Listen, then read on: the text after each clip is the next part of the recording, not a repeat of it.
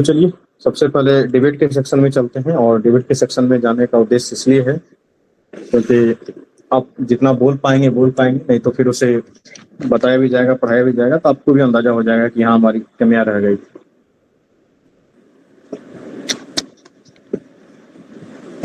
तो सभी से अनुरोध है, कृपया कैमरा ऑन कर लें।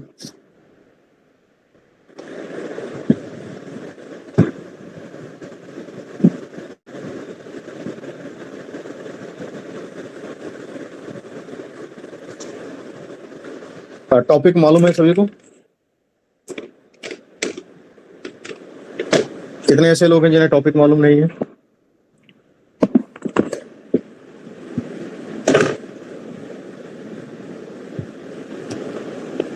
कैमरा ऑन कर लें।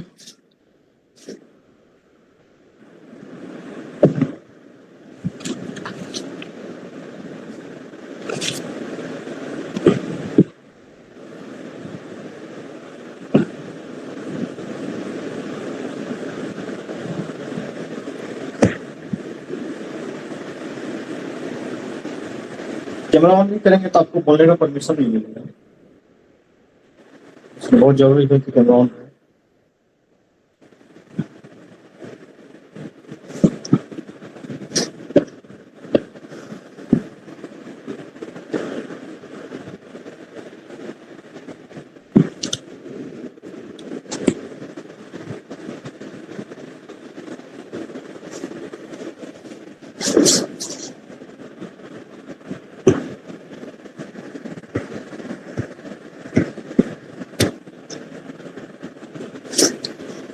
तो नमस्कार, आप सभी का स्वागत है। आज हम लोग इस डिबेट के तहत एक टॉपिक है हमारा, इस पे डिबेट करने जा रहे हैं और आई थिंक ये सबको मालूम भी होगा। कृपया सारे लोग कैमरा ऑन करेंगे, अगर नहीं करेंगे तो आपको बोलने का परमिशन नहीं दिया जाएगा। और बैकएंड से रिमूव करने का ऑप्शन है हमारी टीम के पास, आपको हो सकता है बीच क्लास में भी रिमूव कर दिया जाए।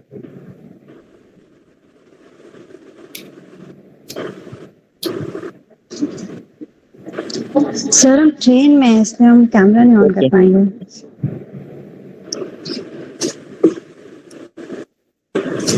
तो नमस्कार सभी को।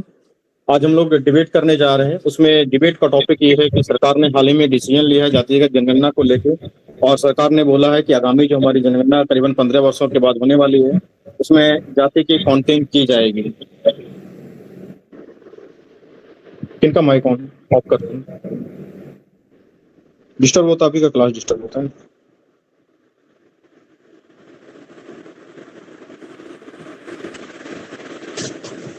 तो हम लोग जानते हैं कि जनगणना 1872 ईस्वी से ही हमारे देश में होते आई है। विश्व की सबसे पहली जनगणना स्वीडन ने करवाई थी।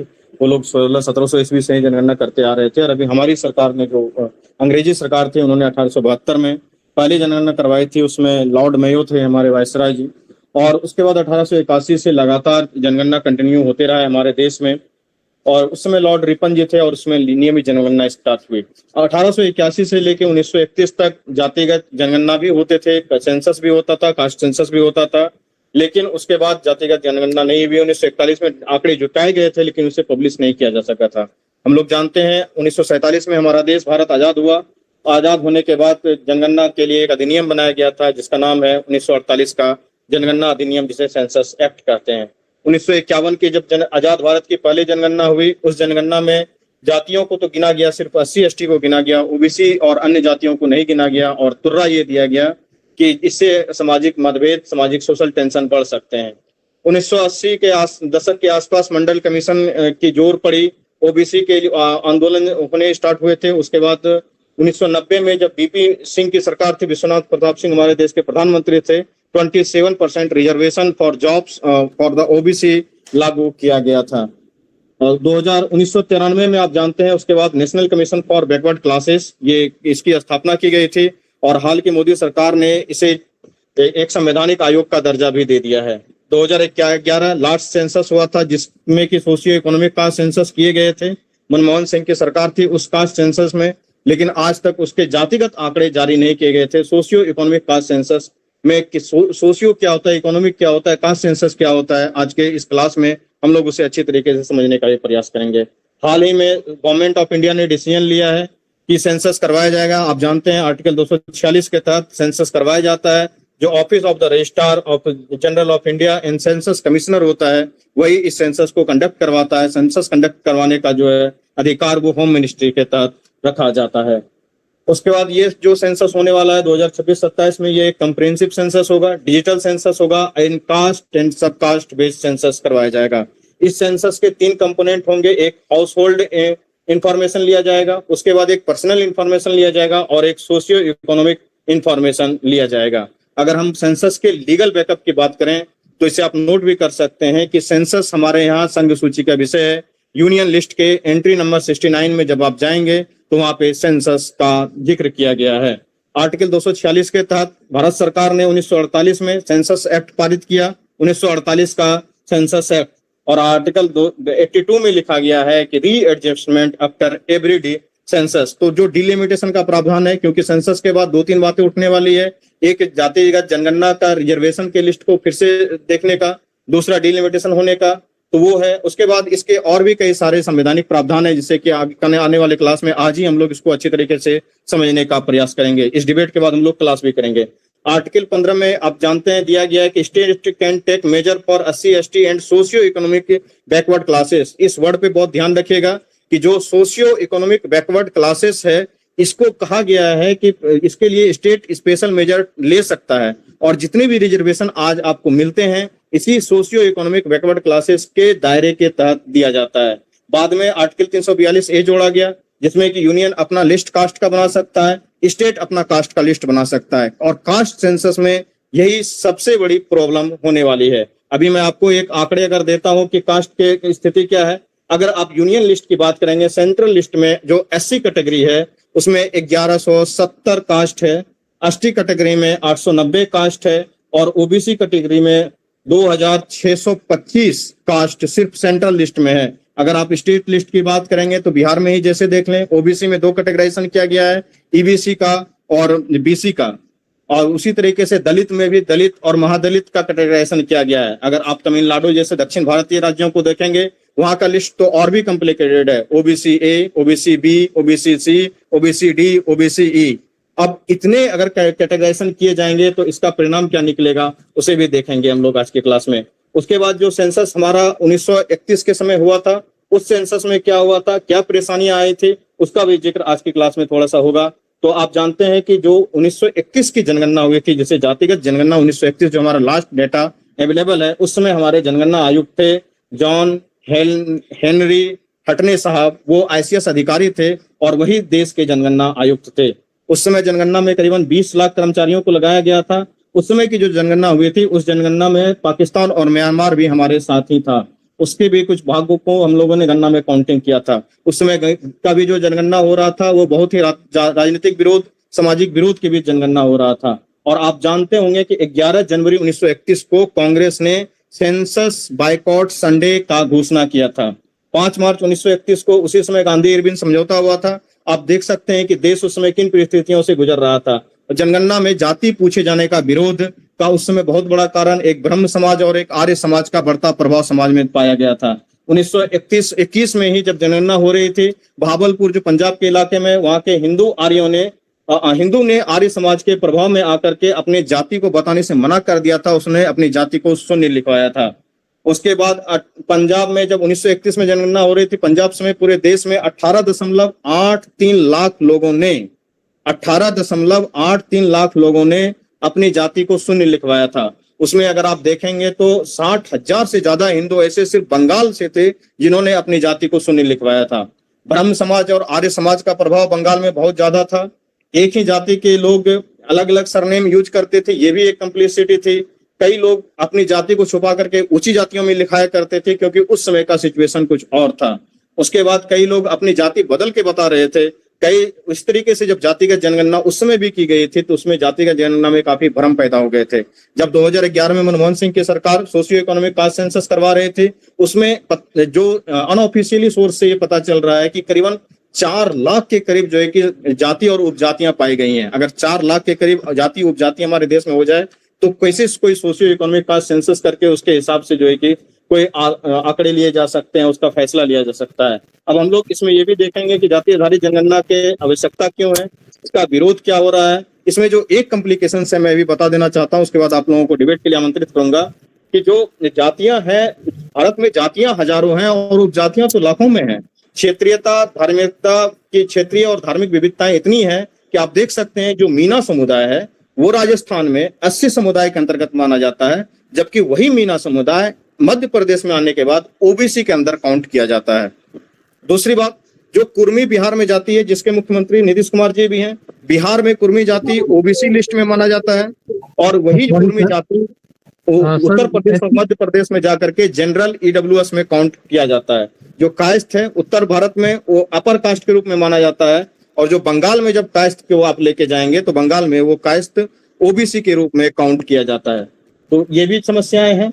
तो इस तरीके से अब इस जातीय जनगणना होनी चाहिए, उसमें ये भी डर है कि हो सकता है सोशियो इकोनॉमिक टेंशन के क्रिएट हो जाए, पॉलिटिकल टेंशन होना स्टार्ट हो जाए, जाति के आधारित पे ही सिर्फ और सिर्फ राजनीति हो जाए, या फिर सोसाइटल फ्रेगमेंटेशन की बात भी डर की आवश्यकता ये ध्यान आ रहा है। उसके बाद हो सकता है कि कास्ट आइडेंटिटी एक बहुत बड़ी आइडेंटिटी बन जाए।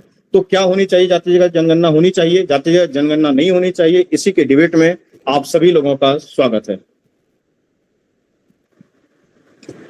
तो आइए सबसे पहले कौन बोलना स्टार्ट करेंगे? सर, मीना कम्युनिटी एसटी में आती है राजस्थान में। हाँ, तो मैंने बताया कि मीना कम्युनिटी एसटी में आती है राजस्थान में, और एमपी में वो ओबीसी में आ जाती है। जी प्रतिमा बताइए, क्या आपको लगता है जातीय जनगणना होनी चाहिए, नहीं होनी चाहिए? मैं एक बात बता दूं, मैंने जितना आंकड़ा भी आपको बताया इसको आप लोग नोट कर लेंगे वीडियो को देख करके, क्योंकि आपका इंट्रोडक्शन ही करीबन 8 से 10 मिनट का हो गया है। इतना लंबा इंट्रोडक्शन शायद रवीश कुमार जी ही देते हैं। तो आप लोग बोलना स्टार्ट कीजिए, और उम्मीद होगा कि आप लोग भी पढ़ लिख के आए होंगे अच्छे तरीके से। सर, जातीय जनगणना होनी चाहिए। एक एक करके पहले प्रतिमा को बोलने दीजिए। सर, जातीय जनगणना होनी चाहिए, इसके पीछे 4-5 कारण है। पहला कारण है सर, सामाजिक न्याय के राजनीति को पुनः परिभाषित करने का मौका अवसर मिलेगा इससे। दूसरा सर, न्यायालय के लिए उपयोगी मार्गदर्शक के रूप में काम करेगा सर।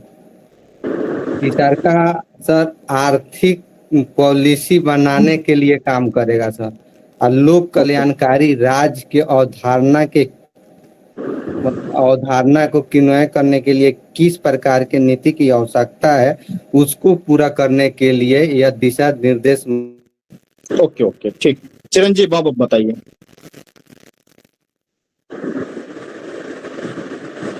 चिरंजीव। हाँ सर, मेरे हिसाब से भी सर कास्ट सेंसस होना चाहिए, जस्टिफाइड है। क्योंकि सर एक अमेरिकन, सबसे पहली बात है, एक अमेरिकन एजुकेटर हैं पीटर ड्रंकर, वो बोलते हैं कि जो चीज को मापा जाता है उसी को लोग ज्यादा ध्यान देते हैं, उसी को ज्यादा मेंशन किया जाता है पॉलिसीज में। और सर निर्णय इसलिए ये सही है मेरे हिसाब से, क्योंकि सर करंट जो एक गैप एग्जिस्ट करता है, जैसे कि आपने बोला कि 1951 से, जब से हमारा देश आजाद हुआ, तो 1951 से जब से सेंसस कराया गया तो हमारे पास SC ST का डेटा है, बट OBC का डेटा नहीं है। और 2011 में जो हमने डेटा कलेक्ट किया वो भले ही रिलीज नहीं किया, लेकिन अगर हम रिलीज भी करते तो उसमें भी बहुत सारी त्रुटियां थी। जैसे कि NCBC ने अपने रिपोर्ट में बोला कि उसमें सिटीजन्स को पूरे तरीके से अलाउ कर दिया गया था कि आप अपना कुछ भी कास्ट बोल सकते हो, जिसकी वजह से कास्ट एन्यूमरेशन में बहुत सारे इश्यूज आ गए थे। और सर अभी जैसे रिजर्वेशन जो मिल रहा है, अफर्मेटिव एक्शन जो मिल रहा है, वो कितने हद तक सार्थक हुआ है, कितना लोगों को मदद किया है, या क्या डिफिकल्टीज हैं वो भी हमें नहीं पता। अब काका केलकर रिपोर्ट के हिसाब से हम बताते हैं कि 52% OBC है, बट अभी कितना है वही लोगों को नहीं पता है। जैसे बिहार में ही 63% है, लेकिन रिजर्वेशन 27% ही दिया जाता है। ऐसे अभी डेटा एग्जैक्टली क्लियर नहीं है कि क्या वो 52% है या 92% है या 72% है। और एक इशू रिजर्वेशन मतलब ये कास्ट सेंसस होने का ये भी एक इम्पोर्टेंट रीजन है कि अभी जो रिजर्वेशन मिलता है, जैसे कि एक सोशल थिंकर हैं आंद्रे बेते, वो बोलते हैं कि अभी हायरार्की विद इन हायरार्की हो गया है। जैसे छोटे जातियों में भी अब एक जमींदार टाइप का क्लास इमर्ज हो गया है, जो कि सारा रिजर्वेशन उन्हीं को मिलता है। जैसे अगर आप बिहार में भी देखो तो दलितों में जो बुताद होते हैं वो ज्यादा एम्पावर्ड हैं एज कम्पेयर टू मुसहर धोबी इनके कंपैरिजन में। तो क्या रिजर्वेशन सबको बराबर हक दे पाया है कि नहीं, ये भी हमें देखने के लिए मिलेगा अगर हम कास्ट सेंसस में उनके इनकम वगैरह सारी जातियों के देखते हैं, या वो कौन से पोस्ट पे काम कर रहे हैं, तो ये भी एक हमें इंडिकेशन मिलेगा। और सर कास्ट जो है, जो सेंसस ओवरऑल जो कलेक्ट होगा वो डिलिमिटेशन में भी हमें मदद करेगा। और अभी जैसे कि 106 अमेंडमेंट आया है, तो कास्ट सेंसस के थ्रू हम उसे डिलिमिटेशन से लिंक कर सकते हैं, ताकि विमेन एम्पावरमेंट, जो पॉलिटिकल एम्पावरमेंट की बात की जा रही है, जेंडर गैप में हम इतने पीछे हैं, 130 हमारा रैंक है, तो उसके लिए भी एक as a important policy tool होगा। और जैसे कि आपने बताया था कि ये हमारा कॉन्स्टिट्यूशनल ऑब्लिगेशन भी एक तरीके से, चाहे आर्टिकल 15 आप ले लें या आर्टिकल 346 ले लें, तो SC/ST को एम्प्लॉयमेंट इकोनॉमिक अपॉर्चुनिटीज के लिए उसमें प्रेरित किया गया है DPSP में आर्टिकल 346 के अंदर, तो उसके लिए भी एक इम्पोर्टेंट टूल होगा। कुछ डिफिकल्टीज हैं, जैसे कि ये बोला जा रहा है कि जो कास्ट आइडेंटिटी है वो स्ट्रांग हो जाएगा, पॉलिटिसाइजेशन हो रहा है, बट सर ये चीजें ऑलरेडी एग्जिस्ट कर रही हैं। अगर कास्ट सेंसस नहीं भी हुआ था अभी तक, हमने तो बंद कर दिया था 1931 के बाद ही, तो क्या कास्ट पॉलिटिसाइजेशन नहीं हो रहा? और एक चीज ये बोला जा रहा है कि 50% रिजर्वेशन कैप हट जाएगा, तो वो तो ऑलरेडी तमिलनाडु में हट चुका है, 69% है।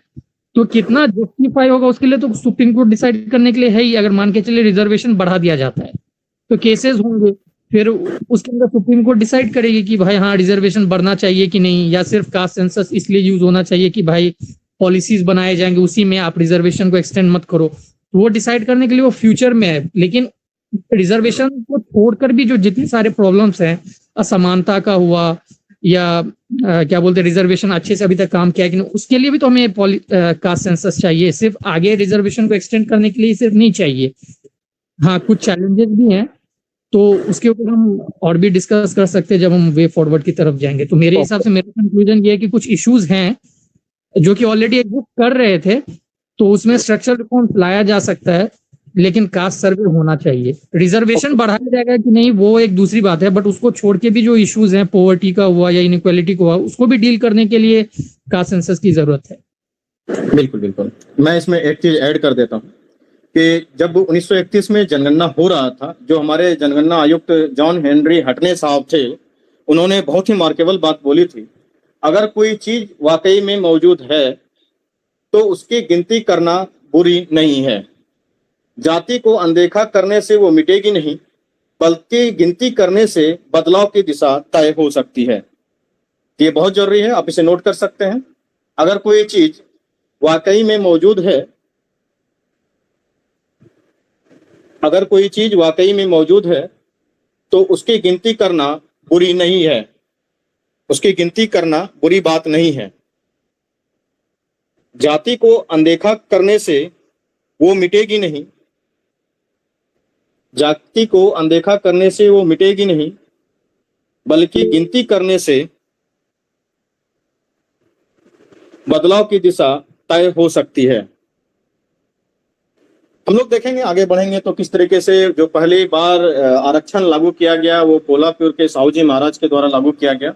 और इसके बाद हम लोग जब आगे बढ़ेंगे इस क्लास में, तो आज हम लोग ये भी पढ़ेंगे कि बिहार कैबिनेट के द्वारा जो 35% महिलाओं के आरक्षण के लिए डोमिसाइल अनिवार्य किया गया है, तो ये क्या है और बिहार सरकार डोमिसाइल नीति लागू क्यों नहीं कर सकती है, उसके क्या क्या संवैधानिक प्रावधान है, उसे भी पढ़ेंगे। और हालिया जो घटनाक्रम हुआ है बिहार का, उसके करंट अफेयर के क्लासेस को भी कर लेंगे, ताकि एक मुकम्मल क्लास आपके सामने हो। तो चिरंजीव ने कहा कि हम इसके पक्ष में हैं, जातिगत जनगणना होनी चाहिए। आंकड़े का उपयोग किस तरीके से होता है वो भविष्य के गर्त में है। सबसे पहले तो ये बात बहुत जरूरी है कि गणना होनी चाहिए। ठीक है, next just Ritika. Good evening sir. Hello. Yes hello, बोलिए। सर मैं भी इसके पक्ष में जाना चाहूंगी। मुझे भी लगता है कि जातिगत जो जनगणना है वो होनी चाहिए, क्योंकि बहुत सारे ऐसे कंट्री हैं जिसमें देखा गया है कि इस प्रकार की गणना होती गई है। जैसे अमेरिका की बात करें तो वहाँ नस्लीय आधार पर जनगणना होती है, और ब्रिटेन की बात करें तो वहाँ अप्रवासियों की जनगणना होती है। और जो मद्रास हाई कोर्ट है वहाँ का भी एक जस्टिस आया था कि जो एक्चुअली हम लोगों को ये समझना पड़ेगा कि ये जो जातिगत जनगणना हो रही है ये ओबीसी की गिनती हो रही है, जो ओबीसी कैटेगरी के लोग हैं। तो मद्रास हाई कोर्ट का एक जजमेंट आया था, वहां पे उन्होंने कहा था कि ओबीसी की काउंटिंग होनी चाहिए और ये लीगल है, कहीं से भी अवैध नहीं है। तो इस आधार पे भी देखा जाए तो जातिगत जनगणना होनी चाहिए। और इसके पक्ष में मैं 3-4 पॉइंट को बोलना चाहूंगी। पहला तो ये कि जो सामाजिक न्याय की बात हमारे डीपीएसपी में कही गई है कि सामाजिक न्याय स्थापित होना चाहिए, उसके लिए भी जातिगत जनगणना जरूरी है ताकि देश का विकास हो सके, समावेशी विकास हो सके। दूसरी बात ये है कि अगर जातिगत जनगणना होती है तो उससे एक सही आंकड़े पता चलेगा कि ओबीसी के का कितना परसेंटेज है। और कुछ लोग वैसे भी हैं जो वंचना से ऊपर उठ चुके हैं, उनको अपर जो सामान्य वर्ग है उसमें स्थापित किया जा सके। और जो लोग बहुत पीछे सामाजिक, आर्थिक एंड शैक्षणिक रूप से पिछड़ चुके हैं उसको नीचे की कैटेगरी में डाल दिया जाए। इस पॉइंट ऑफ व्यू से भी देखा जाए तो जातिगत जनगणना होनी चाहिए। और दूसरी बात ये है कि अगर हम किसी भी चीज की गणना करते हैं तो वो एक जो सामाजिक जो पॉलिसी लाई जाती है, सोशल पॉलिसी, उसका एक सही आधार प्रदान करता है। तो इसके अनुसार भी जातिगत जनगणना सही बैठता है। और तीसरी बात ये है कि जातिगत जनगणना इसलिए होनी चाहिए ताकि जो ओबीसी वर्ग के लोग हैं उनको एक सही पहचान मिल सके, इस पॉइंट ऑफ व्यू से भी जातिगत जनगणना होनी चाहिए। जी सर। ओके साक्षी। सर, जो सरकार का निर्णय है वो बिल्कुल सही निर्णय है, क्योंकि अभी तक जो हमारे पास ओबीसी जाति की SC/ST की गणना के तो आंकड़े हैं, लेकिन जो ओबीसी के जो आंकड़े हैं वो 1921 के आधार पर है। और जैसा कि आपने बताया कि 1921 से जो जनगणना हुआ जैसे आज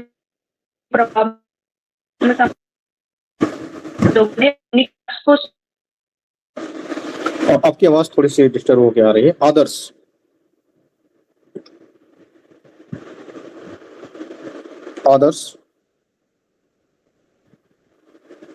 जी सर, मेरी आवाज जा रही है?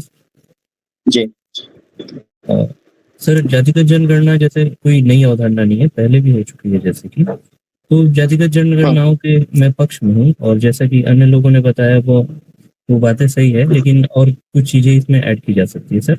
जैसे कि बहुत सारी भाषाई विविधता है या फिर सांस्कृतिक रूप से पिछड़े जो वर्ग जाति है, जो कहीं ना कहीं डे बाय डे विलोपित होते जा रहे हैं या फिर वो सरकार की नजर में नहीं आ पा रहे हैं, उन पर भी प्रकाश चलेगा। दूसरी है कि जो रिजर्वेशन है उसमें सब कैटेगराइजेशन जो होने वाली है उसमें सहायता मिलेगी। फिर से अगर देखा जाए तो ये केवल भारत में नहीं हो रहा है, अन्य देशों में जैसे श्रीलंका, यूके, यूनाइटेड स्टेट और अन्य जैसे देशों में भी ऐसे मतलब या फिर ब्लैक एंड व्हाइट हो गया या फिर जो लैटिन हो गए, आधार पे, उस आधार पे भी मतलब जारी किया रेस के आधार पे, नस्ल के आधार पे जनगणना होती है अन्य देशों में। जी सर, बिल्कुल। जहां तक जातिगत जनगणना की बात है तो जाति की गणना सिर्फ और सिर्फ भारत में होती है और एक जगह थोड़ा सा देखा जाता है नेपाल में, वहां भी 4-5 जातियों को गिना जाता है। इसके अलावा जाति के आधार पे कहीं सबसे पहले किसी भी समाज में जाति एग्जिस्ट करती ही नहीं है। ये भारतीय हिंदू समाज का एक अनोखा क्या कहते हैं निकाला हुआ चीज है कि जिसमें जातियां होती है, जहाँ वर्ण भी होते हैं, जाति भी होती है। और जगह जो काउंटिंग होता है वो वहां पे नस्ल का काउंटिंग होता है, रेस का काउंटिंग होता है, या फिर जो वहां के लोग हैं मूल निवासी हैं और जो प्रवासी हैं उसका काउंटिंग होता है। लेकिन जातिगत जनगणना पूरे विश्व में भारत और नेपाल को थोड़ा सा छोड़ के कहीं नहीं होता है। तो ये जातिगत जनगणना के बारे में वर्ल्ड का पर्सपेक्टिव है। हाँ, फ्रांस, ब्रिटेन, यूरोप के कई सारे देश इसमें गणनाएं होती हैं, श्रीलंका में भी गणना होती है, लेकिन वहाँ उसका दक्षिण अफ्रीका में भी जैसे कि रेस के बेस पे गणना होता है, जो आप जानते हैं कि अपार्थाइड वाली जो पॉलिसी चल रही थी वहां पे, उसके आधार पे गणना होती है। ये जनगणना जो 2026-27 में होने वाली है ये इसलिए भी महत्वपूर्ण है क्योंकि जैसे ही जनगणना आएगी, सोशियो इकोनॉमिक कास्ट सेंसस, इस देखिए 2011 में भी सोशियो इकोनॉमिक कास्ट सेंसस हुआ है, लेकिन 2011 का जो फोकस था वो सोशियो इकोनॉमिक स्टेटस जानने पे ज्यादा था, कास्ट जानने पे कम था। लेकिन इस बार का जो पॉलिटिकल माहौल है देश का, जिस तरीके से विपक्षी दलों ने भी इसको मुद्दा बनाया है कि इस बार जो हाईलाइट में रहेगा, फोकस में रहेगा, वो रहेगा कास्ट। पिछले बार के सोशियो इकोनॉमिक कास्ट सेंसस में सोशियो इकोनॉमिक डाटा बहुत ज्यादा हाईलाइट में था कि कितने लोग कृषि में है, कितने लोगों को घर है, कितने लोगों को कच्चा मकान है, कितने लोगों को पक्का मकान है, कितने लोगों का अपना घर है, कितने लोगों का रेंट पे घर है, किसके पास ड्रिंकिंग वाटर की फैसिलिटी है कि नहीं है। इस तरीके के प्रश्न पूछे गए थे और उससे देखा गया था कि उसका सोशल अपलिफ्टमेंट कितना हुआ था। तो इस बार का जो जनगणना होने वाला, उसका डिटेल में मैं बताऊंगा कि उस जनगणना में क्या क्या प्रश्न पूछे जाएंगे। जनगणना जैसे ही खत्म होगा, जाति के आंकड़े सार्वजनिक होंगे। जिस दिन जाति के आंकड़े सार्वजनिक होंगे उस दिन रिजर्वेशन पॉलिसी जो हमारे देश में चल रही है उसको रीडिजाइन करने की बात तुरंत सामने आएगी कि रिजर्वेशन पॉलिसी को रिव्यू किया जाएगा, रिव्यू ऑफ रिजर्वेशन पॉलिसी। और ये जो इंदिरा साहनीवाद में 50% का लिमिट लगाया गया है, जिसको कि ईडब्ल्यूएस का जब रिजर्वेशन लागू किया गया तो उसे 10% और बढ़ा ही दिया गया। तमिलनाडु में ऑब्वियस बात आप जानते हैं कि वहाँ रिजर्वेशन 50% से ज्यादा है, 70% के आसपास है, लेकिन उसको शेड्यूल 9 में डाल करके भारत सरकार के तहत अभी तक उसको जुडिशियल रिव्यू से बचा के रखा गया है। दूसरी बात कि आप जानते हैं कि जाति में भाषा का भी काउंटिंग होता है। जब भाषा का काउंटिंग स्टार्ट होगा तो अभी जो भाषाई विवाद चल रही है, चाहे वो मराठा में मराठी अस्मिता, मराठी मनुष्य को लेकर के बात चल रहा हो, चाहे हाल फिलहाल के दिनों में कर्नाटक में हो रहा हो विवाद, जहाँ की पोस्टर पे इंग्लिश में और क्या कहते हैं अन्य भाषाओं में लिखने से मना किया गया था, सिर्फ कन्नड़ा भाषा को लिखने के लिए बोला गया था। या तमिलनाडु में स्टालिन के द्वारा जो हवा दी जा रही है इस भाषाई विवाद को, कि सरकार न्यू एजुकेशन पॉलिसी के तहत भाषाई विवाद हमारे ऊपर थोप रही है, तो भाषाई विवाद बढ़ने का भी भयंकर खतरा है। उसके बाद जैसे ही ये जनगणना के आंकड़े सामने आएंगे, आप जानते हैं इसके बाद डीलिमिटेशन होना है, और डीलिमिटेशन जैसे ही होगा तो उत्तर दक्षिण में जो जनसंख्या घटने बढ़ने का मामला है, आप जानते हैं कि जब जनगणना होती है उसमें 2 तरीके के इन्फॉर्मेशन लिए जाते हैं। एक हाउस होल्ड इन्फॉर्मेशन जो मैंने सोशियो इकोनॉमिक वाले में बताया कि वो है। उसके बाद फिर एक है पर्सनल इन्फॉर्मेशन की, नेम क्या है आपका, सेक्स क्या है, डेट ऑफ बर्थ क्या है, रिलीजन क्या है, कहाँ कितने लोग बढ़े हैं, कहाँ कितने लोग घटे हैं, किस क्षेत्र में कितने लोग हैं। तो आप जानते हैं कि दक्षिण भारत के जो फर्टिलिटी रेट है वो लगातार उन्होंने कंट्रोल किया है, और उसके माध्यम से क्या हुआ है कि उसका पॉपुलेशन डिग्रेड हुआ है, उसका पॉपुलेशन स्थिर हुआ है। लेकिन उत्तर भारत के राज्यों की हालात उल्टी है, यहाँ पॉपुलेशन बढ़े हैं। और बिहार का तो ये भी है कि एवरेज से भी एक जो है कि उसका ज्यादा है फर्टिलिटी रेट, तो बिहार का तो पॉपुलेशन ऐसे ही बढ़ते जा रहा है। तो जो परिसीमन आयोग बनेगा, परिसीमन आयोग में विवाद होने का भयंकर खतरा है। उसके बाद भाषाई अस्मिता को लेकर के जो न्यू एजुकेशन पॉलिसी में त्रिभाषा फॉर्मूला दिया गया है, दक्षिण भारत के लोग तो अपनी मातृभाषा जैसे तेलुगु हो गया, आंध्रा हो गया, कन्नड़ हो गया, ये पढ़ते हैं, साथ के साथ वो इंग्लिश भी पढ़ते हैं और हिंदी भी पढ़ते हैं। लेकिन उत्तर भारत के लोग 2 ही भाषा सीख के जो है कि अपना काम चला लेते हैं, तो उसका विवाद भी बढ़ने का बात है। और जनगणना बहुत बड़ी चीज होती है, हम लोग आगे डिबेट में आएंगे, इस चीजों पर चर्चा करेंगे। तो अगले वक्ता के रूप में हम आमंत्रित करते हैं कुमारी संस्कृति को। Good evening all of you. आज के डिबेट में सर मैं जाति जनगणना के पक्ष में हूँ। ये जनगणना जो सरकार के द्वारा अनाउंस हुई है, इसको मुख्यतः 2 चरणों में लेने का कार्यक्रम तय हुआ है। पहला चरण 1 अक्टूबर 2026 से पहाड़ी एरिया में होगा, जिसमें लद्दाख, जम्मू कश्मीर, हिमाचल प्रदेश और उत्तराखंड होगा, जबकि दूसरे चरण में 1 मार्च 2027 से देश के अन्य राज्यों में होगा। सरकार की ये जनगणना 16वीं है सर, जिसमें जनगणना के साथ साथ जाति की भी गणना होगी। इसमें मुख्यतः आर्थिक विषमता के साथ साथ किन जातियों के साथ कैसा न्याय और भेदभाव हो रहा है, कैसी इनके साथ विषमता है, इन सब के बारे में सरकार के पास पूरा डेटा आ पाएगा, जिससे सरकार जो योजनाएं और नीतियां निर्माण करती है उसका लाभ रूट लेवल तक पहुंच सके। सर ये जाति की मुद्दा बिहार और उत्तर प्रदेश के क्षेत्र में ज़्यादा हावी रहता है, क्योंकि 1970 से 90 के दशक में कुछ राजनीतिक दल का गठन का मुख्य आधार ही जाति था। ऐसे में इन क्षेत्रों में जाति जनगणना और इसमें उपवर्गीय क्षेत्रों को देखना और जानना बहुत ही जरूरी है, क्योंकि असमानता बहुत हद तक हो गई है सर। ये 90% वर्सेस 10% का जैसे मामला भी दिखता है, इनको भी पाटना है और हाशिए तक के लोगों को इसका सरकार की योजनाओं का आरक्षण का लाभ मिल सके। इन सब को जानने के लिए, और स्पेशली कॉलेजों में आरक्षण और नौकरियों में आरक्षण में बहुत सारा विषमताएं पाई जाती है, जिसमें अग्रणी वर्ग के लोगों को तो लाभ मिल जाता है, लेकिन कुछ वर्ग बहुत पीछे रह जाते हैं, जिससे बहुत सारी आर्थिक विकास की नीतियां पिछड़ जाती है सर। Thank you. मैं कहना चाहूंगा कि ये अग्रणी वर्ग और पिछड़ा वर्ग छोड़ करके आपको एक वर्ग यूज करना चाहिए, मार्जिनलाइज्ड सेक्शन ऑफ सोसाइटी, ना आप ओबीसी यूज करें, ना एससी यूज करें, ना एसटी यूज करें, इंटरव्यू में आप यूज करें कि जो सोसाइटी में अच्छे लोग हैं, समृद्ध लोग हैं, और जो मार्जिनलाइज्ड सेक्शन ऑफ सोसाइटी। दूसरी बात कि आपने कहा कि बिहार और उत्तर प्रदेश में इसकी भावनाएं तेज रहती है।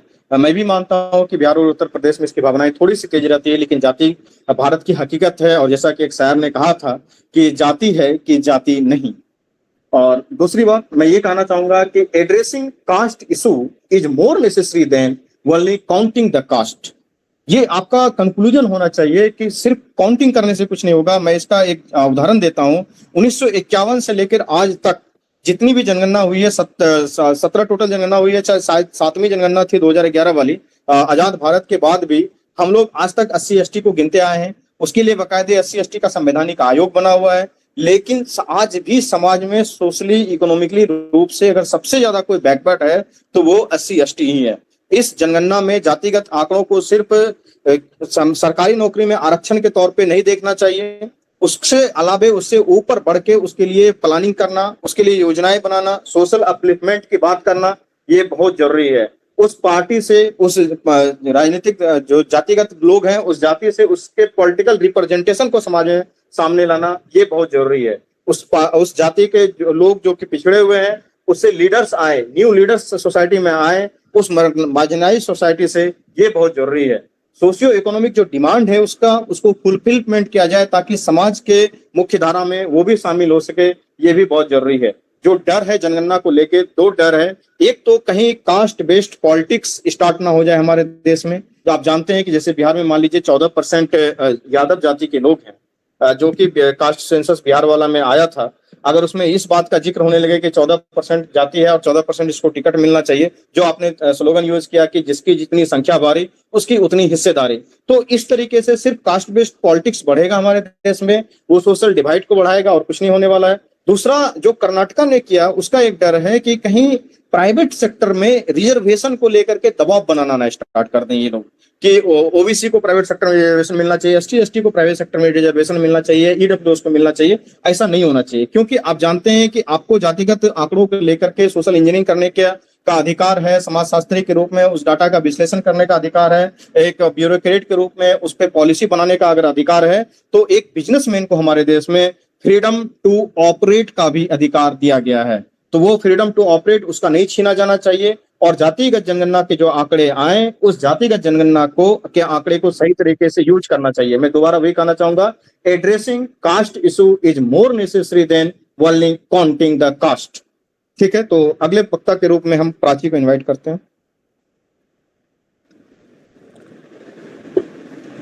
प्राची,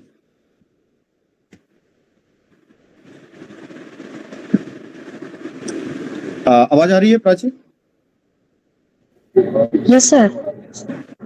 आप कुछ बोलना चाहेंगे? सर हमारी आवाज आ रही है? जी जी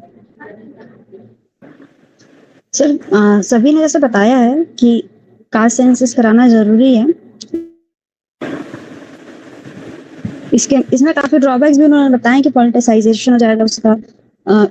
तो एक मेजर इशू इसमें यही आ रहा है कि पॉलिटिसाइजेशन हो जाएगा, उसके अलावा उसका कोई मेजर इशू नहीं है, और वो भी बहुत फ्यूचरिस्टिक चीज है। तो इस चीज को अगर नहीं भी देखेंगे हम, तो ये देखते हैं कि बहुत सारे प्रॉब्लम्स हैं कास्ट रिजर्वेशन में आज की डेट में इंडिया में।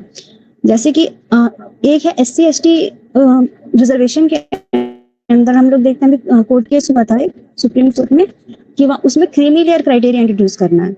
उसमें कोर्ट ने जजमेंट दिया था कि ऐसा कोई डेटा अवेलेबल नहीं है सरकार के पास अपने आप को बैक करने के लिए कि उसमें क्रीमी लेयर क्यों जरूरी है। तो इस सेंसस से हमको ये भी बेनिफिट मिल सकता है कि हम ये फैक्ट के साथ एक क्रीमी लेयर क्राइटेरिया उसमें इंट्रोड्यूस कर सकते हैं, और SC ST कम्युनिटी में वो जो एक्चुअली में डिजर्व करते हैं रिजर्वेशन उनको मिले, ना कि अदर जो ऑलरेडी अपने कम्युनिटी में ऊपर उठ चुके हैं उनको दिया जाए। दूसरा है कि हम लोग आज के डेट में एक नया EWS रिजर्वेशन जो चालू हुआ है, जो socio economic condition of the family के बेसिस पर है। तो इसमें भी आज डेटा अवेलेबल नहीं होता, क्योंकि कभी कलेक्ट नहीं किया जाता है, सिर्फ कास्ट के डेटा कलेक्ट किए जाते हैं, उसमें सोशियो इकोनॉमिक नहीं देखा जाता है। और बहुत पुराने डेटा हमारे पास अवेलेबल है।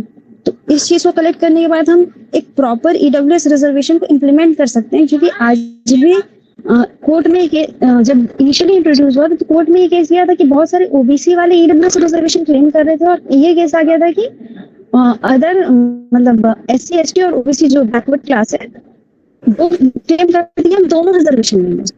तो ये चीज जस्टिफाई हो जाएगी कि एक्चुअली में रिजर्वेशन किसको मिलना चाहिए। तो काफी बड़ा प्रॉब्लम सॉल्व होगा कास्ट बेस्ड सेंसस करा के, caste based socio economical census करा के। हालांकि इसके जो ड्रॉबैक्स हैं वो क्रिटिकल ड्रॉबैक्स हैं सारे, एक्चुअल ड्रॉबैक नहीं है कि पॉलिटिक्स इनका उपयोग कर सकती है, ऐसा हो सकता है, वो स्पेक्यूलेशंस हैं। हम स्पेक्यूलेशंस की वजह से नहीं छोड़ सकते हैं इसे। Okay, very good. इसमें मैं बताना चाहूंगा, आवाज आ रही है हमारी? उसके पॉइंट्स को आप देख लें। पॉइंट ये है कि जो ये कह रही हैं कि अगर एजुकेशनल इंस्टीट्यूशन में आपको कोई भी प्रावधान करना है, अपने स्टेट मेजर्स ले सकता है SC ST के लिए या सोशियो इकोनॉमिक बैकवर्ड क्लास के लिए। अगर पब्लिक एम्प्लॉयमेंट में मेजर्स लेने हैं सरकार को, आर्टिकल 16 के तहत ये जिक्र किया गया है इसका कि पब्लिक एम्प्लॉयमेंट में तभी कोई कास्ट के लिए सरकार मेजर ले सकती है जब वो सफिशिएंटली बैकवर्ड हो। पहला कंडीशन, फर्स्ट कंडीशन कि वो सफिशिएंटली बैकवर्ड हो। दूसरा, उसका पब्लिक एम्प्लॉयमेंट में सफिशिएंट रिजर्वेशन है या नहीं, पब्लिक एम्प्लॉयमेंट में सफिशिएंट रिप्रेजेंटेशन है या नहीं, इस चीज को भी देखा जाएगा। जब ये दो चीजें देखी जाए और उसका एक तो वो बैकवर्ड हो, दूसरा पब्लिक एम्प्लॉयमेंट में उसका जो रिप्रेजेंटेशन है वो पूरा नहीं हो, तभी स्टेट जो है कि इस तरीके का रिजर्वेशन ला सकता है। जितनी भी आप रिजर्वेशन पॉलिसी देखते हैं वो इसी आर्टिकल के तहत लाया गया है। तो EWS भी इसी के तहत लाया गया था। 16, 5 या 6 जोड़ा गया है और 15 में भी 5 या 6 कुछ ऐसे ही आर्टिकल जोड़ा गया है। मैं अभी बता देता हूँ क्लियरली कौन कौन से आर्टिकल इसमें जोड़े गए हैं। ठीक है, 16(4) के तहत EWS को शायद सरकारी नौकरी में दिया गया है रिजर्वेशन। तो पंकज, आप क्या कहना चाहते हैं बताइए। जी पंकज। हाँ सर, जैसा कि आपने बताया कि अगर रिजर्वेशन दे देने से, जैसे SC ST है तो उसमें 5% ही लोग ऐसे हैं जो कि ग्रेजुएट है आज भी SC ST में। तो अगर हम मान लीजिए कि कास्ट सेंसस करवाते हैं तो उसका कास्ट सेंसस करने के बाद हमारे पास क्या आइडिया है, हम एक रिजर्वेशन दे सकते हैं। इसके अलावा और क्या है सरकार के पास, क्या उसका प्लानिंग क्या है? रिजर्वेशन दे करके और उतना दिन से जो रिजर्वेशन दिए हुए हैं, तो मान लीजिए फिर जात विशेष पर अगर हम आइडिया निकालते ये जात पीछे ये जात, तो ये जात विशेष को कैसे कर सकते हैं कि फला जात आगे है और रिजर्वेशन भी देंगे तो हम जात विशेष को देंगे। तो रिजर्वेशन के अलावा और क्या क्या हमारे पास आइडिया है? बिल्कुल, देखिए सबसे पहले जो जाति काउंटिंग की जाती है पंकज, उसमें ऐसा होता है कि जो सोशियो इकोनॉमिक कास्ट सेंसस होता है, तो मैंने बताया कि उसमें पर्सनल इंफॉर्मेशन मांगे जाते हैं, हाउस होल्ड इंफॉर्मेशन मांगे जाते हैं और सोशियो इकोनॉमिक इंफॉर्मेशन भी मांगे जाते हैं। जब इस बार की भी जनगणना होगी, आपके सामने जो प्रश्न आएंगे उस प्रश्न में आप देखेंगे कि आपके ऑक्यूपेशन के बारे में पूछा जाएगा कि आप करते क्या हैं, आपका इनकम लेवल कैसा है, आपका एम्प्लॉयमेंट का नेचर क्या है, आप टेम्पोररी जॉब में हैं या परमानेंट नौकरी में हैं, आप वो पूछा जाएगा। उसके बाद एसेट के बारे में आपसे पूछा जाएगा कि आपके पास संपत्ति कितनी है, प्रॉपर्टी कितना है, गोल्ड कितना है। उसके बाद घर के बारे में जब इन्फॉर्मेशन पूछा जाएगा तो आपका घर कैसा है, घर कच्चा है, पक्का है, घर अपना है, घर रेंट का है, आपके पास ड्रिंकिंग वाटर की फैसिलिटी है कि नहीं है, टॉयलेट्स है कि नहीं है। हो सकता है सरकार जो इस बार के प्रश्न जारी करे उसमें डिजिटल लिटरेसी के बारे में पूछे, इंटरनेट कनेक्टिविटी के बारे में पूछे, तो इस तरीके की चीजें पूछी जा सकती है। उसके बाद लैंड होल्डिंग के बारे में पूछा जाता है कि आपके पास इरिगेटेड लैंड कितना है, अनइरिगेटेड लैंड कितना है। और जब इस तरीके से एक सोशियो इकोनॉमिक कास्ट सेंसस निकाला जाता है, उसके बाद सरकार के पास ये अधिकार है। अब मैंने बताया कि आर्टिकल 342 के तहत भारत सरकार को, यूनियन को यह अधिकार है कि वो किस जाति को OBC के लिस्ट में रखेगा, किस जाति को EWS की लिस्ट में रखेगा, किस जाति को SC के लिस्ट में रखेगा और किस जाति को ST के लिस्ट में रखेगा, वो रख सकता है। वहीं दूसरा, उसी 242A के तहत स्टेट को भी अपना अधिकार है अपना लिस्ट बनाने का। जैसे मैंने बताया ना कि जो स्टेट में कुछ ऐसी जातियां हैं जो स्टेट में अगर वो SC में है, हो सकता है सेंट्रल के लिस्ट में वो OBC में हो, ऐसा होता है। तो स्टेट को भी अपना जातिगत सोशल इंजीनियरिंग करने का अधिकार है आर्टिकल 342A के तहत, और केंद्र सरकार को भी ऐसा अधिकार दिया गया है। तो अगर मान लीजिए वो उसके पास घर नहीं रहेगा या फिर क्या उसका स्थिति है, अगर वो नहीं रहेगा तो क्या सरकार उसको देगी? अगर जान लेगी कि इसके पास नहीं है तो उसके बाद सरकार ये बोलेगी कि अगर नहीं है तो जानकर हम तुमको देंगे। नहीं देखिए, डाटे सबसे पहले आंकड़े एकत्र ही इस बात के लिए किए जाते हैं कि समाज में जो सोशियो इकोनॉमिक रूप से बैकवर्ड कौन है, जिसको कि मार्जिनलाइज सेक्शन ऑफ सोसाइटी कहते हैं। आप जब मार्जिनलाइज सेक्शन ऑफ सोसाइटी को पढ़ेंगे उसमें कौन आता है, एससी एसटी, महिला, बुजुर्ग, दिव्यांग, इस तरीके के लोग जो पिछड़े हुए हैं, हाशिए पे हैं, मुख्यधारा में नहीं है। जिन जिन लोगों के पास घर नहीं है, अभी एक सरकार ने एक डिसीजन लिया था कि PVTG, particularly vulnerable tribal group, उनके वहां तक जल जीवन मिशन, जो नल जल योजना चल रहा है, जो भारत सरकार का वो योजना जल जीवन मिशन है, उस जल जीवन मिशन के तहत सबसे पहले पर्टिकुलरली वल्नरेबल ट्राइब ग्रुप के घर तक नल का जल पहुंचाया जाए। उसी तरीके से सरकार आगे आने वाले समय में वो अगर आंकड़े का सदुपयोग करती है तो पॉलिसी मेकिंग में इसका उपयोग करेगी, और सबसे पहला अगर घर देना हो प्रधानमंत्री आवास योजना के तहत तो उसी व्यक्ति को दिया जाएगा जिसके पास घर नहीं है। इसका मैं एक एग्जांपल देना चाहूंगा। जब बिहार में कास्ट सेंसस हुआ, जिसको कि आप गणना कहते हैं, सरकार टेक्निकली उसे गणना कहती है, उसमें 94 लाख परिवार ऐसे आए जिसके की वार्षिक आय, एक पूरे परिवार की वार्षिक आय 60,000 रुपये से कम थी। और जब सरकार ने देखा कि 60,000 रुपये से कम थी उसकी वार्षिक आय, तो सरकार ने फिर फैसला लिया बिहार में लघु उद्यमी योजना लाने का। तो ये बहुत अच्छी बात है कि आपके पास सबसे पहले बीमारी कौन सी है उसका एक बार सीटी स्कैन तो हो जाए, उसका एक्सरे तो हो जाए, उसके बाद हड्डी टूटी भी कहाँ है उसको हम जोड़ने का प्रयास करेंगे। उसी तरीके से सरकार भी इस बात का प्रयास करेगी आने वाले समय में कि जो लोग सबसे पिछड़े हुए हैं, शोषित हैं, वंचित हैं, दलित हैं, पिछड़े हुए हैं, उनको सबसे पहले समाज की मुख्य धारा में लाया जाए और पॉलिसी मेकिंग जब की जाए तो सबसे ज्यादा, सबसे पहला अधिकार उन लोगों का होना चाहिए। यही हमारे सेंसस का उद्देश्य भी रहता है। सेटिस्फाइड है आंसर से?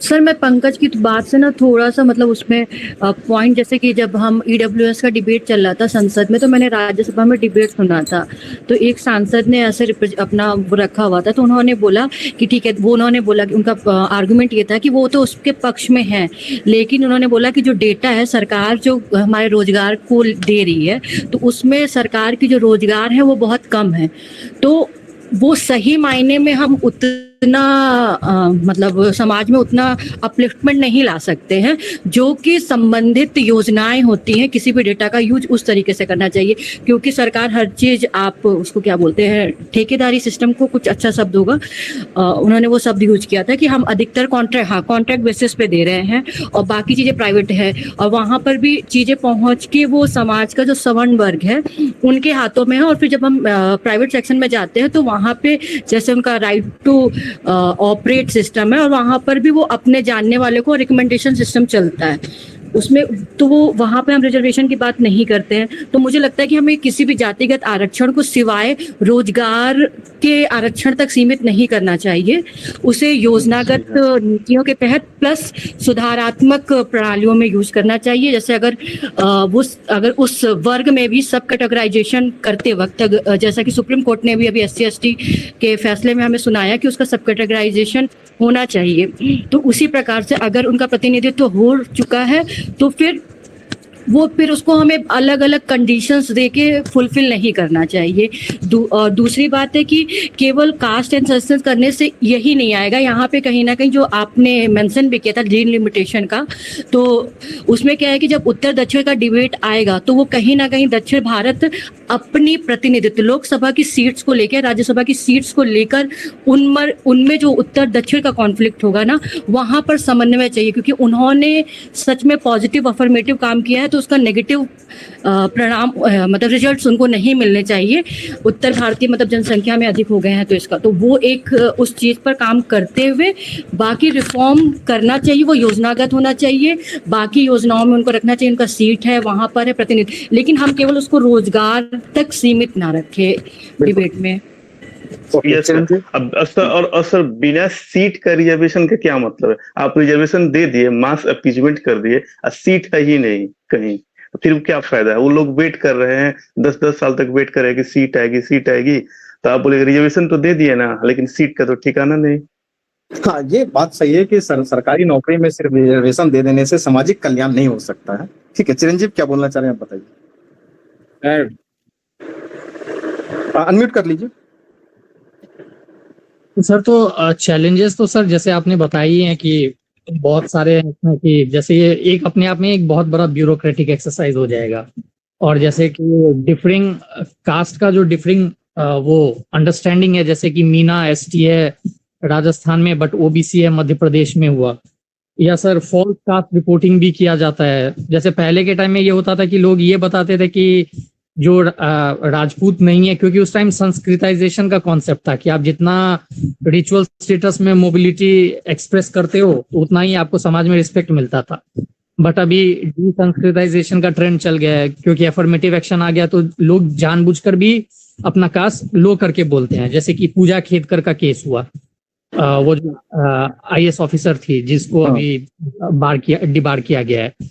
तो सर अभी ये सारे प्रॉब्लम्स तो हैं, तो सॉल्यूशन तो वही है कि जैसे स्टेट का तो अपना लिस्टिंग है वो स्टेट जॉब्स के लिए, लेकिन गवर्नमेंट सेंट्रल लेवल के जॉब्स के लिए एक यूनिफॉर्म लिस्टिंग होना चाहिए, जिसमें एक प्रॉपर ये होना चाहिए कि जैसे कोई कास्ट को लेकर प्रॉपरली होना चाहिए ताकि कोई फॉल्स क्लेम ना करे मोबिलिटी का।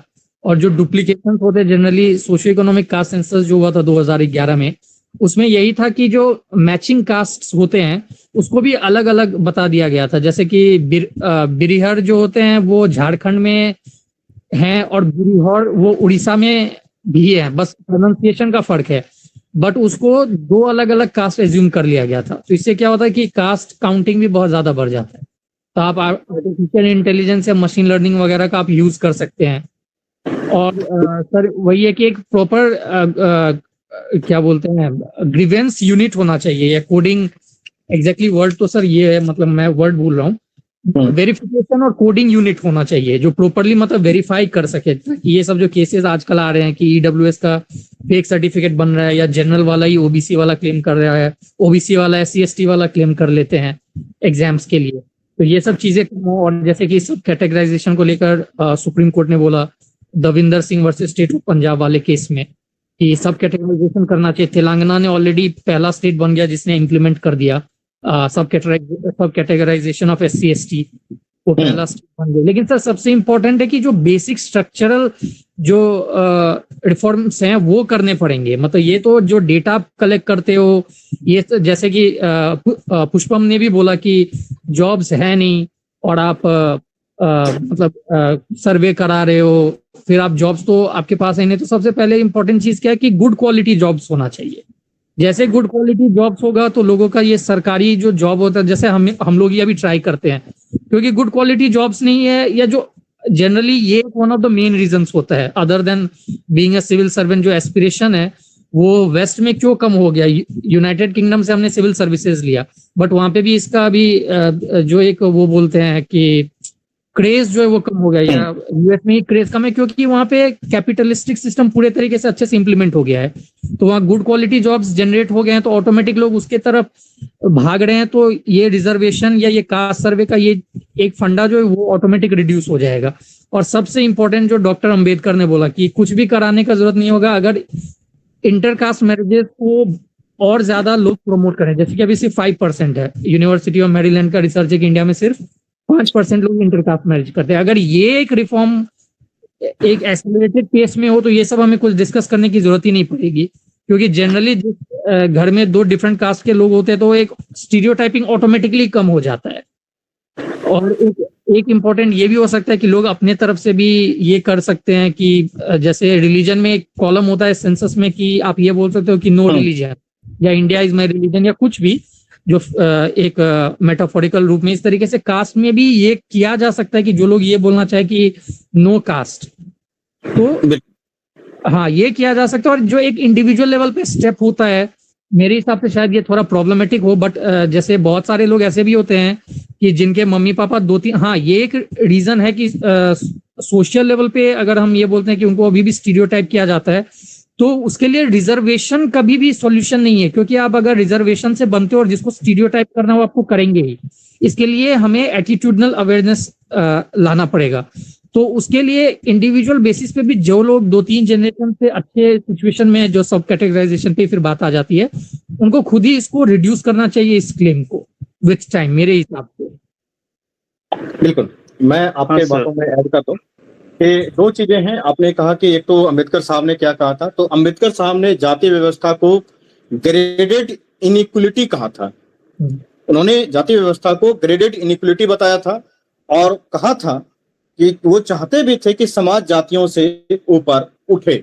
और जो आपने इंटरकास्ट मैरिजेज की बात की, बाकायदे बिहार सरकार भी उसे प्रमोट करती है, लेकिन हमारा समाज उसे प्रमोट नहीं करती। अभी इसी क्लास में अगर मैं पूछ लूं कि कितने लोग इंटरकास्ट मैरिज करना चाहेंगे, अगर वो हाँ बोल भी दें तो उसके माता पिता इतने पीछे भड़केंगे कि वो बेचारे फिर अपना फैसला खुद से भी लेने में स्वतंत्र रूप से नहीं है और वो ले भी नहीं सकते। दूसरा, इंटरकास्ट मैरिज कर लेना एक बात है, उसको सर्टिफिकेशन देने में, बाद में सरकार के सामने पेश करने में बच्चा किस जाति का होगा, माता से होगा या पिता से होगा। वैसे तो बिहार में ये तय कर दिया गया है कि जाति पिता की मानी जाएगी। तो ये बहुत प्रॉब्लम होता है, जो क्या कहते हैं एडमिनिस्ट्रेटिव चैलेंजेस होते हैं, उस बच्चे को आगे जाकर के थोड़े से फेस करने भी होते हैं। वैसा कोई बहुत बड़ा चैलेंज नहीं है, लेकिन वो सोशल चैलेंज बहुत ज्यादा है, एडमिनिस्ट्रेटिव चैलेंजेस थोड़े से कम है। सर मेरा एक वो है, जैसे कि मान लीजिए सोसाइटी तो ठीक है नहीं दे रहा, पर हमारा ही मतलब गवर्नमेंट की बात करूं, गवर्नमेंट अपना एक डेटा निकालता है जिसमें वो बायोलॉजिकल आइडेंटिटी की बात करता है, ठीक है, और आप एक तरफ से इंटरकास्ट मैरिज को प्रमोट करवा रहे हो, उसके बाद फिर आप ये बोल दे रहे हो कि बेटे की जो मतलब जो भी संतति होगी उसकी आइडेंटिटी पैटर्नल होगी। तो ये फिर हम सरकार की नीतिगत में दो विरोधाभास नहीं देख रहे हैं। यहाँ पर तो ये हो सकता है ना कि दोनों ओन करे या ना करे, या दोनों की आइडेंटिटी को हम अपलिफ्टमेंट करें। अगर आप बायोलॉजिकल आइडेंटिटी की बात करते हैं तो फिर हम यही बोले कि हमारी गवर्नमेंट का डेटा हमको बताता है कि तब तक महिलाओं का उत्थान नहीं हो सकता जब तक वो अपनी बायोलॉजिकल आइडेंटिटी क्लेम नहीं करती हैं, और हमारा ही गवर्नमेंट फिर ये कहता है कि आप पैटर्नल आइडेंटिटी को कन्वे करवाइए। तो यहाँ पर भी तो फिर इस सरकार के इन दो नियम मतलब दो जो भी स्टेटमेंट है वहां पर भी तो मुझे लग रहा है कि रिफॉर्म की बिल्कुल रिफॉर्म की आवश्यकता है। सरकार को इसको जो भी इसमें एडमिनिस्ट्रेटिव चैलेंजेस आते हैं उसे दूर करने की आवश्यकता है ताकि इंटरकास्ट मैरिज बढ़ सके। सिर्फ क्या कहते हैं कुछ रुपयों का लोक लुभावन घोषणा कर देने से कुछ नहीं होने वाला है। बिहार सरकार ने अगर 3 लाख 2.5 लाख रुपए तक का जो इंटरकास्ट मैरिज करने के पैसे देने की बात की भी है, तो आज तक कितने आंकड़े उसके आए हैं, कितने लोगों ने इंटरकास्ट मैरिज किया है। प्रेम विवाह में लोग इंटरकास्ट मैरिज कर लेते हैं, लेकिन सोसाइटी में एज ए सोसाइटी होल अगर अरेंज मैरिज करना हो, इंटरकास्ट मैरिज करने में लोग आज भी पीछे हैं। तो इंटरकास्ट मैरिज होता है तो ये बहुत बड़ी बात है। दूसरा बात की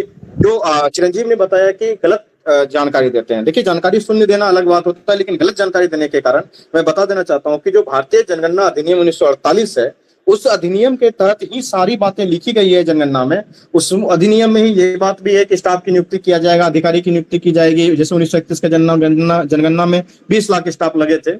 उसी अधिनियम में एक पॉइंट ये भी लिखा हुआ है कि गलत बयान देने और जनगणना संचालन में बाधा डालने के लिए दंड का भी प्रावधान किया जा सकता है। तो बाकायदे उस अधिनियम में अगर आप गलत इंफॉर्मेशन देते हैं कि आपके पास सोना बहुत सारा है, प्रॉपर्टी बहुत सारा है, और आप छुपा रहे हैं उस इंफॉर्मेशन को या उसको मिसलीड कर रहे हैं, तो वहां दंड का प्रावधान भी जरूरी वह है। और जनगणना कितना महत्वपूर्ण है इसके बारे में मैं अगर बताना चाहूंगा तो एक आंकड़े लीजिए कि अभी तक जो हमारे पास आंकड़े अवेलेबल है, 2011 के जनगणना के आंकड़े अवेलेबल है। 2024 का एक आंकड़ा है कि जीडीपी में 60% कंट्रीब्यूशन है शहरों का। देश की जीडीपी में 60% कंट्रीब्यूशन है शहरों का, और शहर को जो जमीन एलोकेट है, जितने जमीन पे हमारे पूरे भारत में शहर हैं, वो पूरे ज्योग्राफिकल लोकेशन के मात्र 3% पे है। 3% ज्योग्राफिकल लोकेशन आपका 60% जीडीपी में कंट्रीब्यूशन करता है। और उसके बाद इमिग्रेशन के कारण पिछले 15 सालों में लोग गांव छोड़कर शहर आ गए, गांव के गांव खाली हो गए हैं, शहर में आकर के वो बसे हुए हैं।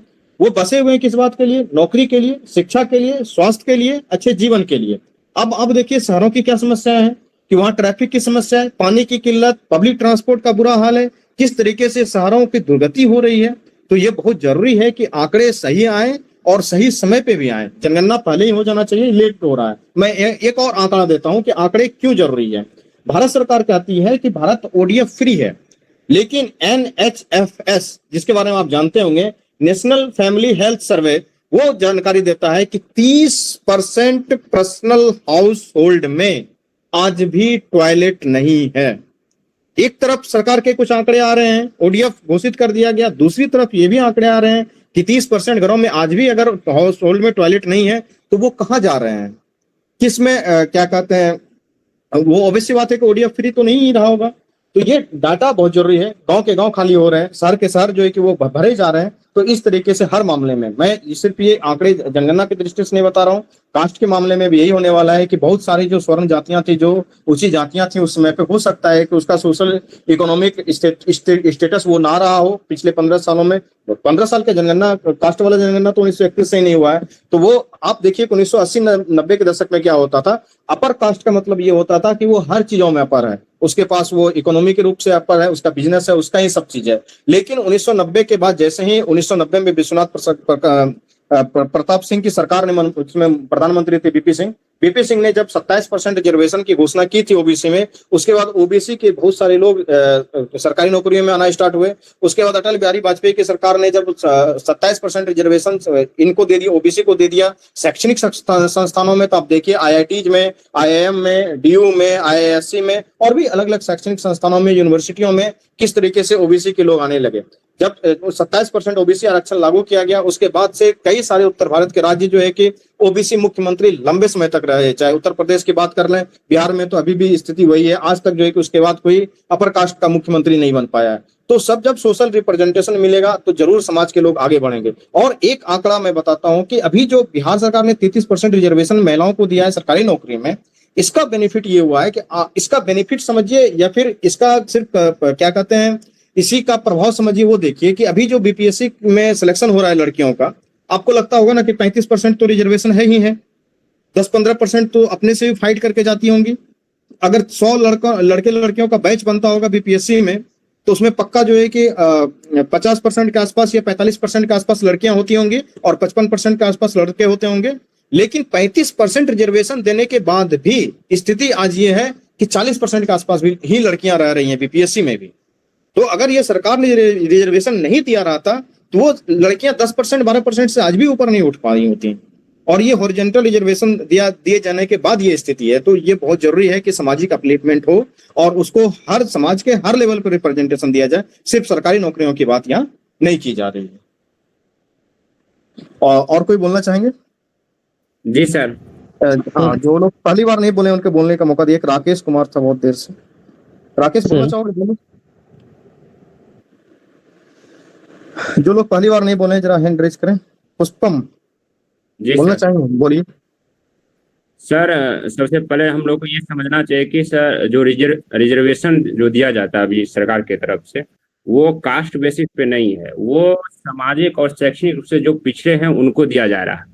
और मंडल आयोग जो 1979 में जो स्थापित हुआ था, तो उनका जो है मुद्दा था कि कितने जाति हैं जो कि सामाजिक और शैक्षणिक रूप से पिछड़े हैं, और उनमें पाया गया कि मार्जिनलाइज्ड सेक्शन ही जो हैं वो सामाजिक रूप से और शैक्षणिक रूप से दोनों से पिछड़े हैं।